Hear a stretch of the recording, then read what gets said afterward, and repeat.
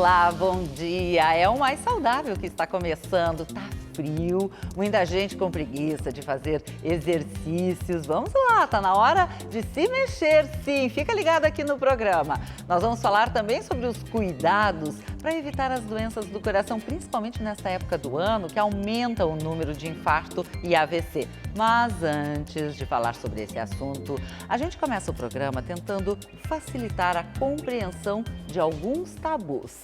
Aqui comigo, a cineasta Lívia Ruas, bom dia. Bom dia. Tudo bom? Tudo. E a psicóloga Carla Niland, bom dia. Bom dia. Bom, nós vamos começar falando sobre esse filme que tu escreveste, dirigiste e que está agora também concorrendo no festival em Las Vegas, International Festival. É isso? Isso. Vamos explicar um pouquinho a história desse filme para a gente conversar a partir daí. Então, o filme é intitulado Levítico, capítulo 20, versículo 13, a cura. É um tema polêmico que trata sobre a cura gay. Só que nesse universo que eu criei, é um universo onde todos os homens, né, que os personagens eu fiz um lugar que é só para homem, eles querem a cura, eles acreditam na cura. Eles entram nessa clínica que diz que vai curar eles, ela é doutrinada por um pastor. Eles todos... E eles querem estar lá. Eles querem estar lá. Eles querem estar lá, os personagens, né? Eles acreditam que eles precisam da salvação. Eu uso muito a culpa católica, não é católica, né? A culpa religiosa ali, né? Católica ou evangélica, ou uma culpa religiosa. É muito usado, né, nesse curta. Só que durante o tratamento, dois personagens acabam se apaixonando, se envolvendo. E aí o final... O final a gente não vai dizer. A gente não conta, porque eu pretendo ainda fazer uma exibição do filme aqui em Porto Alegre. Mas a ideia é justamente isso. São homens, meninos, homossexuais que não se aceitam. Que não se aceitam e que tem preconceito, eles mesmos têm preconceito. Com eles, aí tem cada personagem ali tem a sua história, né? Mas aí tem um personagem que é ou pela religião ou porque é uma pessoa muito famosa, tipo, um dos personagens é um cantor, assim, tipo, que de repente ele não pode se assumir, porque senão poderia perder fãs, então, ou até contrato, jogador de futebol, não, né? Então, assim, são personagens que eles teriam problemas, digamos, se assumissem a sua sexualidade. E isso acontece, não é mesmo? Acontece. Muito. O tempo todo. Pois porque a gente, enfim... É que a gente tem que pensar que existem algumas questões que são sociais, né? E que elas, na verdade, constroem subjetividade, né? O que é do mundo constrói subjetividade nas pessoas e valores. Então, se eu não consigo lidar com a minha sexualidade, né, eu vou ficando mal. E porque a cultura vai impondo uma opressão, né? E a gente está num momento mais complicado, que a gente está numa discussão mesmo de valores e numa tentativa um pouco de igualar, né? Então, tudo que é diferente do que não é o convencional ou aquela normal, família entre aspas, né? Aquela família que se construiu... Do ponto de vista do gênero, né? Que um homem fica com uma mulher para poder procriar e construir uma família. Bom, e isso é o certo. Essa é a possibilidade. Não, eu digo, isso é visto como sendo o certo por muitos ainda. E, na verdade... O que é o certo, né? Uhum. E também porque eu fiquei pensando na palavra cura, né? Se há uma doença, sim, a gente busca a cura. Mas por que a homossexualidade é uma doença, né?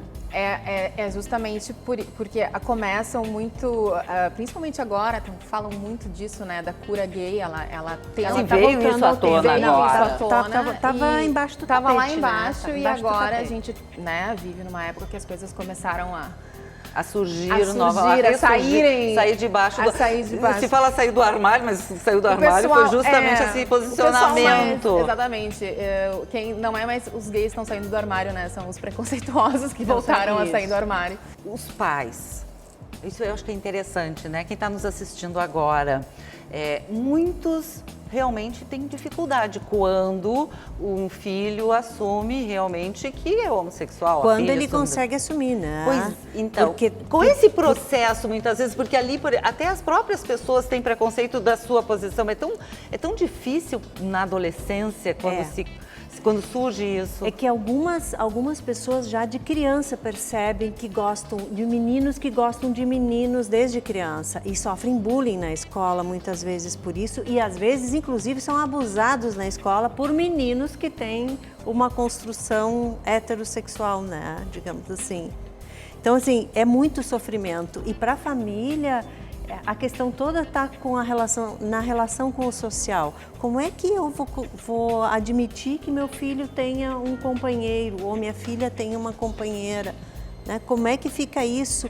É sempre uma ideia do outro, sabe? E de uma culpa, de um castigo. O que eu fiz de errado para ter um filho gay? O que eu fiz de errado para ter uma filha lésbica ou homossexual? O que eu fiz de errado? Não fez nada de errado. Então, o que vem primeiro? A felicidade, a possibilidade da pessoa ser o que ela é? Ou a ideia de ter que se esconder para fingir e usar uma máscara daquilo que não é? Para agradar os outros, né? Para agradar os outros. Para agradar os outros. Ou para poder ser aceito. Na verdade, eu acho que é muito mais uma ideia de aceitação e de pertencimento, sabe? Porque fica excluído do mundo, daí fica à margem do mundo. E tá à margem do mundo e não pertencer, tu fica sem referência, é como tu tá solto no espaço, né? É como uma criança, um bebê que não tem continência, né? E para os pais, muitas vezes, que têm essa dificuldade, qual é assim, o ponto, essa virada de chave para que ele perceba que a felicidade do seu filho é assumindo o que ele realmente sente, o que ele realmente é? Porque existem consequências, muitas vezes até graves, na vida de pessoas que durante muito tempo não conseguem realmente assumir a sua homossexualidade. Tem pessoas que casam, constituem família e lá pelas tantas não suportam mais. Alguns infartam, alguns se suicidam, né? As pessoas não aguentam isso. Os pais, eu acho que tem que se dar conta que não tem uma culpa, não pertence a eles. Porque a culpa também está muito relacionada com o poder, né? Com o controle, sobre o outro. Sobre o outro. E, na verdade... Então, assim, aceitar o filho, né? Poder entender que, buscar lá atrás aquela ideia do amor. Porque eu acho que pode parecer piegas, mas o amor salva, né? Então, quando o amor entra em cena, seja para fugir num filme, seja porque dois se apaixonam, porque é uma busca de se salvar. Quando esse amor incondicional se sobrepõe e ele vem com toda a força, a aceitação do filho ou da filha acontece naturalmente. Viver dentro do preconceito é muito difícil. É dor, né? É sofrimento. Bom, acho que... Não, o que eu falei com bastante pessoas, muitas pesquisas e li sobre, e o mundo do cinema é um mundo mais aberto, né? As pessoas são mais, elas aceitam mais, elas abraçam mais qualquer tipo de diferença. Transito melhor pela diversidade. Exatamente, toda, né? E é toda, justamente porque a gente, até na hora de tu construir personagens, tu tem que ter empatia por todo mundo. Até pelo assassino que tu vai fazer, tu tem que criar uma empatia como um escritor pra tu conseguir entender o porquê que ele tá fazendo aquilo. Pode ser super errado, mas tu tem que ter uma empatia. Sim, aliás, o ator não julga o seu personagem. Ele não pode. No momento que ele julgou, ele deixou de ser o ator, ele deixou de ser aquele personagem. O escritor isso também. Claro, o escritor, toda pessoa que cria. Então, até eu tava falando isso com a minha prima, que também é escritora, que a gente acha que o que tá faltando no mundo é falta de empatia. Sem dúvida, é falta de empatia. Tu não precisa ser gay, tu não precisa ser negro, tu não precisa ser gordo, tu não precisa ser nada trans para entender, para se botar no lugar do outro, entender que há diferença, sim, que há um preconceito hoje em dia tá maior e as pessoas estão aceitando menos. E as redes sociais é um problema também, é uma solução para muita coisa, mas é um problema porque as pessoas tem lá um cara, uma mulher, sei lá, uma pessoa lá do, eu odeio gay.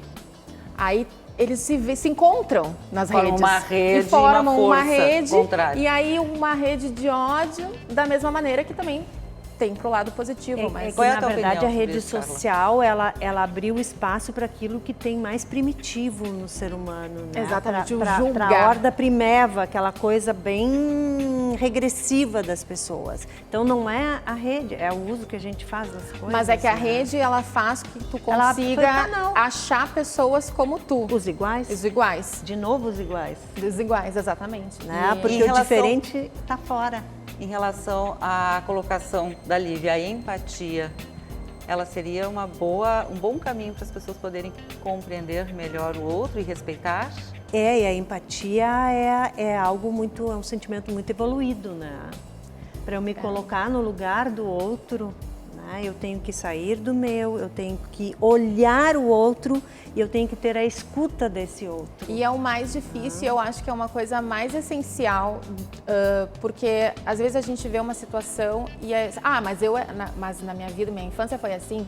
Ao invés de comparar a minha infância é diferente da tua, Sim, o problema é o julgamento. é o julgamento e a aí... comparação. A gente não tem que comparar a nossa vida com a dos outros. Se alguém está te dizendo que sofre preconceito, por exemplo, entra no lugar dessa pessoa. Não fica comparando, mas eu nunca sofri. Que bom que tu nunca sofreu. Mas- Que maravilha isso. Mas quando- vamos pensar na Pois pessoa é. que sofre também. Quando compara, de novo tenta enquadrar. Exatamente. Né? De novo que é diferente está fora, né? Quando eu era criança, era um tipo de criança numa determinada situação. Bom, né? o E a importante- empatia, eu acho que é verdade. Eu acho É o que é a caminho chave. para que a gente possa É a realmente chave. ter um mundo melhor, sem dúvida nenhuma. É o amor, né? Tem O muitos amor, a teóricos hoje empatia. falando no amor mais do que antes, né? E é necessário, inclusive, que a gente possa viver com toda essa diversidade e respeitando o outro. Isso, para mim, é o fundamental. Exatamente. Muito obrigada Eu que pela agradeço. participação de vocês. Prazer. Obrigada. Mito ou verdade? Gestante pode praticar exercício? Pode, ela pode sim praticar atividade física, porém com todas as recomendações médicas, ela vai fazer, o médico que estiver acompanhando a gestação, ele vai fazer uma orientação e essas orientações vão ser repassadas para o educador físico e ele vai montar um treino de acordo com a disponibilidade e com as características dessa gestante. Mas sim, ela pode praticar atividade física. Agora vem um rápido intervalo e na volta vamos falar sobre quando realmente uma pessoa deve procurar a emergência. E ainda saiba mais sobre o uso de descongestionantes nasais. Se você tem alguma sugestão, é só mandar para o programa maissaudável@band.com.br. Já voltamos, não saia daí.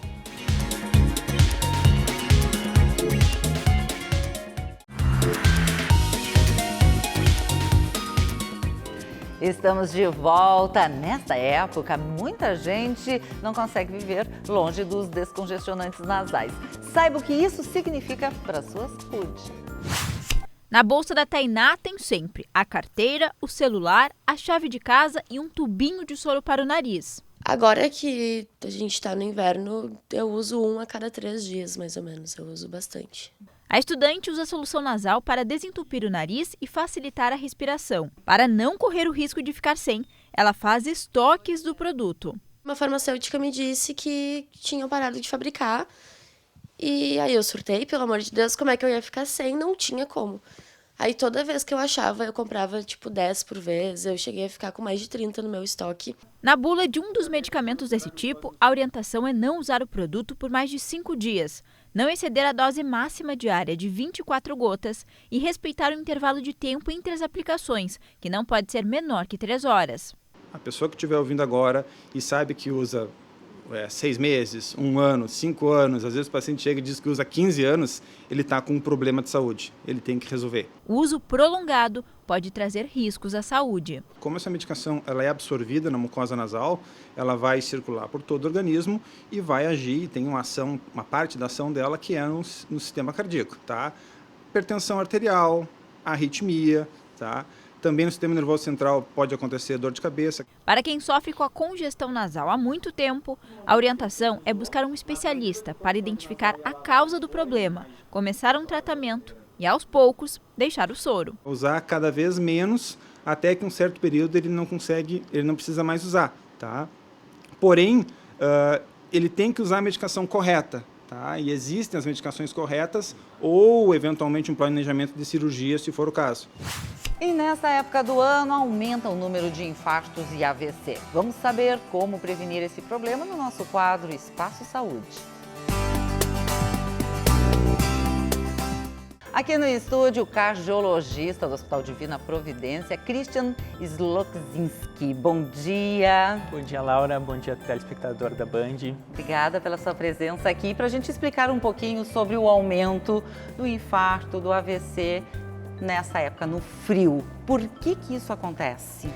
Olha, Laura, o frio faz com que os vasos de sangue eles fiquem mais constritos, eles ficam mais fechados para poder reter melhor o calor. Isso acaba fazendo com que a pressão suba e a pressão subindo faz com que o coração precise gastar mais energia para bombear o sangue. Então, esse é o principal fator, aí, o aumento da pressão. As pessoas que têm fatores de risco, como hipertensão, já estão mais propensas a ter, então, infarto, AVC. E tem outras questões também, Laura. Infecções respiratórias, elas muitas vezes são gatilhos que podem desencadear um infarto ou um AVC. Além de hábitos saudáveis, que às vezes as pessoas acabam abandonando um pouquinho por causa do frio, e isso também é uma coisa que acaba pesando. A preguiça, as pessoas já não gostam muito, muita gente não gosta de fazer exercício, e aí, nessa época pior. Abandona o exercício, começa a comer comidas mais gordas, mais calóricas, abandona aquele hábito da saladinha. E é um aumento significativo, porque infarto chega a aumentar 30% nessa época, o AVC em torno de 20%. É bem pontual e as pessoas, então, realmente precisam buscar, por exemplo, ao contrário, o exercício físico pode ajudar? Pode ajudar, se a pessoa conseguir manter os hábitos saudáveis que ela tem no verão, manter no inverno também, isso acaba ajudando. Então, um exercício físico, uma alimentação mais equilibrada, mais saudável, revisões periódicas para checar como é que está a pressão, para quem tem diabetes, manter o controle do diabetes, isso é importante, principalmente nessa época. Por que o exercício físico pode melhorar, pode fazer uma prevenção no caso do infarto? Pois é, Laura, o exercício faz o contrário do que o frio faz. O exercício faz uma vasodilatação. Tá? Então, logo após o exercício, principalmente o exercício aeróbico, a gente tem uma vasodilatação que leva à diminuição da pressão arterial. Isso faz com que diminui a força que o coração precisa fazer e isso acaba diminuindo o risco cardiovascular, além de outros benefícios. Reduz o colesterol, controla as taxas de açúcar, mantém o peso sob controle, melhora a performance cardíaca. Isso também são benefícios que o exercício traz. Nós vimos agora na reportagem também as pessoas que usam muito esses descongestionantes nasais. Falou, inclusive, que pode causar problemas em relação ao coração. Isso. E por que as pessoas, quanto mais elas usam, mais elas precisam usar? Os descongestionantes nasais são muito perigosos, porque a pessoa ela usa e ela faz uma vasoconstrição dos vasos do nariz. Então a pessoa respira melhor, só que esse efeito é temporário. O efeito logo acaba e a pessoa precisa usar de novo. Conforme a pessoa vai usando, esse tempo vai ficando cada vez menor e acaba dando um efeito rebote. Quando acaba o efeito do medicamento, acontece de novo vasodilatação dos vasos do nariz e a pessoa fica com o nariz trancado, então tem que usar de novo. E acaba cada vez precisando usar mais e acaba ficando dependente desse tipo de medicamento. Acaba desenvolvendo uma rinite medicamentosa por causa do descongestionante. E aí, o ideal seria soro? Soro, o ideal seria usar soro fisiológico para manter o nariz hidratado, tá? Poder lavar o que tem de alérgenos que se acumulam no nariz. Soro fisiológico é a melhor solução. Não tem, claro, aquele poder descongestionante, mas é o que não traz efeito adverso nenhum. Sim, a gente usa em casa mesmo, sem problema nenhum. E aí todos esses outros produtos, são várias marcas, nenhum deles seria o ideal. Eles podem ser usados, mas tem que ser por um curto período, de preferência sob prescrição médica e por um curto período, no máximo 5 dias, para não correr o risco de haver esse efeito rebote e acabar se tornando dependente dele. Todas as emergências lotadas. É uma época que realmente fica complicado, mais complicado ainda. Qual é o momento que a pessoa realmente deve buscar esse tipo de serviço? Porque quais são os sinais, por exemplo, do infarto que ela pode imediatamente buscar? Por um infarto, dor no peito é o principal sintoma. Geralmente é uma dor no meio do peito, uma dor que parece ser uma dor muito interna, muito dentro, a pessoa às vezes não consegue descrever bem, uma dor diferente, a pessoa de repente nunca teve. Geralmente acontece suor frio, a pessoa fica pálida, sua frio, tem essa dor, às vezes a dor pode irradiar para o pescoço, para a mandíbula, para as costas, muitas vezes. Esse é o principal sintoma. Tem que procurar a emergência, tá?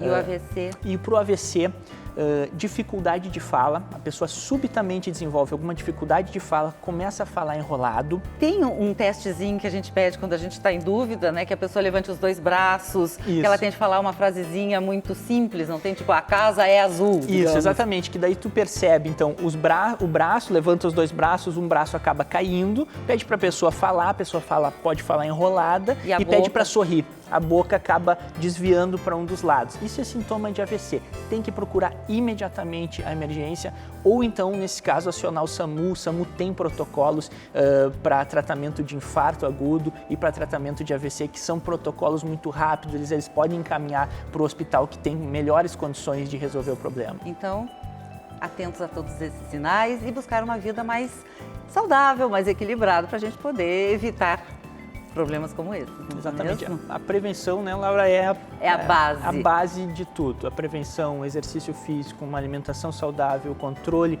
dos fatores de risco. Inclusive exercícios, a gente precisa ter alguns cuidados também agora no inverno, não é mesmo? Na hora de praticar, por exemplo, corrida, a gente sai para a rua, temperatura muito baixa. Quais são os cuidados que a gente precisa ter? Como o frio é um fator de risco, como a gente já falou, então tem que se agasalhar, de preferência fazer atividade física ou em local abrigado, ou então em momentos do dia que não é tão frio, então evitar as primeiras horas da manhã e o final do dia, tá? Se agasalhar bem, tomar bastante líquido, às vezes no inverno não dá sede, a pessoa acaba não tomando líquido e fica mais desidratada. Inclusive nós fizemos uma reportagem e a gente vai mostrar exatamente isso, como a gente deve se cuidar para continuar a prática de exercícios. Muito obrigada pela sua presença, obrigado, pelas Laura. suas informações. E agora no inverno, muita gente fica com preguiça de fazer exercícios. Bora lá, nada de ficar parado. Quem adora praticar alguma atividade física, como eu, precisa realmente tomar alguns cuidados e é isso que a gente mostra agora.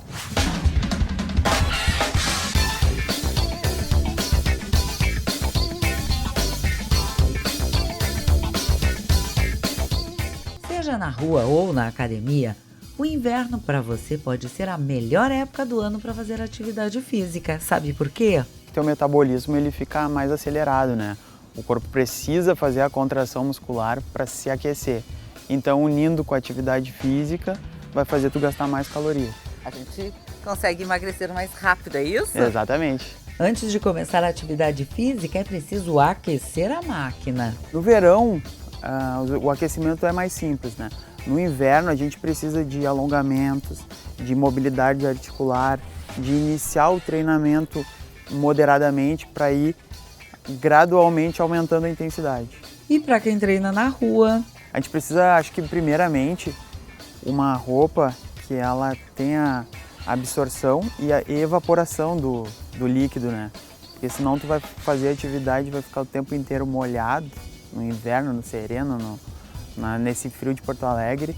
A camiseta de algodão, por exemplo, não é indicado. A camiseta de algodão ela retém muito líquido, né? Demora para secar também. Mas tem gente que dispensa o figurino. É o Edu, conhecido em Porto Alegre como o cara da sunga. Eu corro 20 quilômetros todos os dias há 23 anos, nunca me machuquei e nunca fiquei doente, nem gripe, nem resfriado. As pessoas me perguntam por que eu corro sem camisa e por que eu não fico doente. A história é que eu corria de camisa, como todo mundo, e sentia o suor gelar, dava um certo desconforto, mas eu não sabia que podia ser diferente.